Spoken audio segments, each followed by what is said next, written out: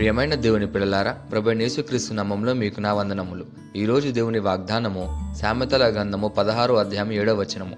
సామెతల గ్రంథము 16వ అధ్యాయం 7వ వచన వాక్యం ఇలా ఉంది: ఒకని ప్రవక్తన యెహోవాకు ప్రీతికరం ఉన్నప్పుడు ఆయన వాని శత్రువులను సహా వానికి మిత్రులుగా చేయును అని. ప్రియమైన సహోదరి సహోదరులారా, ఈరోజు మనం జీవిస్తున్న ప్రపంచం చాలా విచిత్రంగా మారిపోయింది.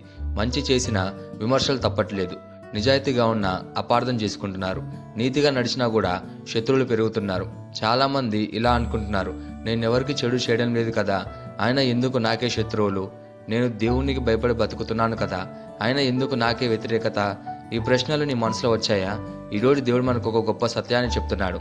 మనం మనుషులను సంతోష పెట్టాల్సిన అవసరం లేదు. దేవుడు సంతోషిస్తే చాలు. ఎందుకంటే దేవునికి నువ్వు ప్రీతికరుడు అయితే నీకు వ్యతిరేకంగా ఉన్నవారిని కూడా ఆయనే నీకు అనుకూలంగా మార్చగలడు. ఈ వాక్యాన్ని లోతుగా మనం అర్థం చేసుకుందాం. మొదటిగా ఒకని ప్రవక్తన అనుంది. ఇక్కడ దేవుడు పరలోక రాజ్యం గురించి చెప్పడం లేదు, ప్రార్థనల సంఖ్య గురించి చెప్పడం లేదు, బయట కనిపించే ఆధ్యాత్మికం గురించి కూడా చెప్పడం లేదు. కానీ మన ప్రవక్తన గురించి చెప్తున్నాడు. ప్రవర్తన అంటే నువ్వు రోజు ఎలా ఉంటావో, ఎలా మాట్లాడతావో, ఎలా నిర్ణయాలు తీసుకుంటావో అదే నీ ప్రవర్తన. సంఘంలో మాత్రమే కాదు, ఇంట్లో, ఆఫీసుల్లో ఒంటరిగా ఉన్నప్పుడు కూడా నీ ప్రవర్తనను దేవుడు చూస్తుంటాడు. మనుషులకు నువ్వు కనపడకపోవచ్చు, కానీ నీ జీవితం దేవునికి కనిపిస్తుంది. రెండోదిగా యెహోవాకు ప్రీతికరంగా ఉన్నప్పుడనుంది. మనుషులకు నువ్వు నచ్చకపోవచ్చు, పర్లేదు, కానీ దేవునికి నువ్వు నచ్చాలి. దేవునికి ప్రీతికరమైన జీవితం అంటే నిజాయితీ, వినయం, క్షమించే హృదయం, పాపాన్ని ద్వేషించడం, దేవునికి భయంతో నడవడం. ఎందుకంటే మనుషుల అభిప్రాయం మారుతుంది, కానీ దేవుని అభిప్రాయం మారదు. మూడోదిగా ఆయన వాని శత్రువులను సహా వానికి మిత్రులుగా చేయనుంది. ఇది చాలా గొప్ప వాగ్దానం. దేవుడు ఇలా అనలేదు, నీ శత్రువులను తొలగిస్తాను అని.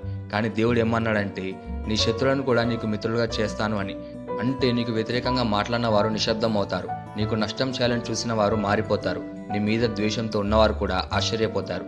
ఇది మన బలంతోనో మన తెలివితోనో కాదు, ఇది స్వయంగా దేవుడు చేసే పని. దీనికి ఒక గొప్ప ఉదాహరణ దానియేలు దేవునికి నమ్మకంగా నడిచిన వ్యక్తి. బబులోను దేశంలో ఉన్నప్పటికీ, రాజభవనంలో ఉన్నప్పటికీ అతని హృదయం మాత్రం దేవునికి అంకితమైంది. అది చూసి అక్కడ అధికారులు ఏం చేశారంటే అతనిపై అసూయపడ్డారు. తప్పు పట్టడానికి కారణాలు వెతికారు.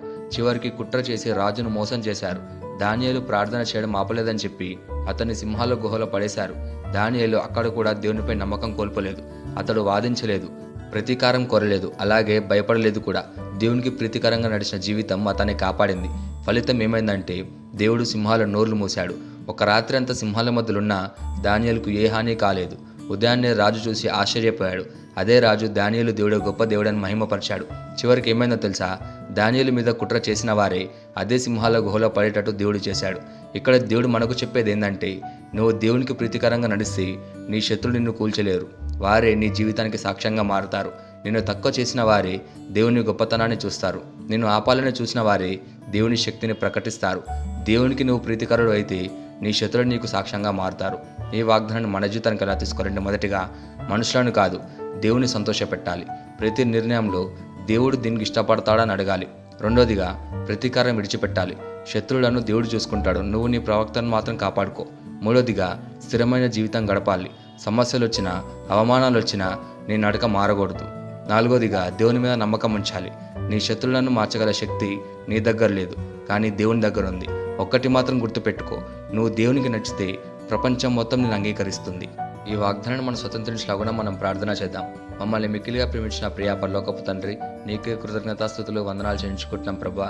ఈరోజు నీ వాగ్దానం ద్వారా మాతో మాట్లాడినందుకు నీకే ధన్యవాదాలు చెల్లించుకుంటున్నాం ప్రభా. మనుషులను సంతోషపెట్టే జీవితం కాకుండా నీకు ప్రీతికరమైన జీవితం మాకు దయచేయము ప్రభా. మా ప్రవర్తనను శుద్ధి చేయము, మా హృదయాలను మార్చుము, మా నడక నీకు ఇష్టమైనదిగా చేయము ప్రభా. మాకు వ్యతిరేకంగా ఉన్నవారిని నీ సమయానుసారం నీ విధంలో మాకు అనుకూలంగా మార్చుము.